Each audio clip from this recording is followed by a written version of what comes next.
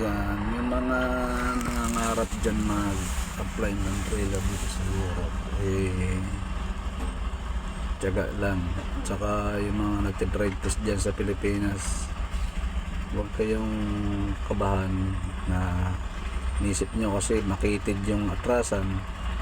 Talagang ganun dito, talagang makitid yung atrasan dito pag kayo dito, nag-schooling kayo dito sa yard.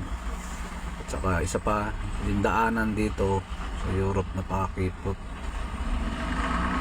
Kaya huwag na kayo magtaka kung bakit makipot yung tinatrasan sa inyo ng employer, kung ano wala kalawak yung space lang. Minsan mga tres lang yung kapal, kabilaan, kailangan igitna mo lang yung ayos na yun. Huwag lang kayong kabahan dahil pag kinabahan kayo masisira talaga kayo sa diskarte. Isipin nyo lang na walang nakatingin sa inyo, na ina-atras nyo lang na solo ninyo. Kaya nakikita nyo yung nag-atras na yan. Nakabantay dyan yung instructor.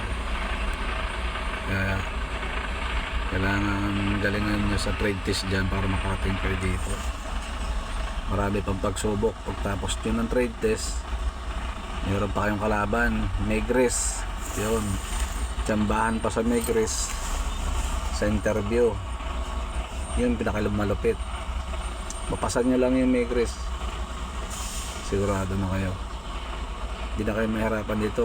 Medyo malaki lang yung adjust nyo dito kasi back to zero kayo pagdating dito, lalo na sa mga road sign.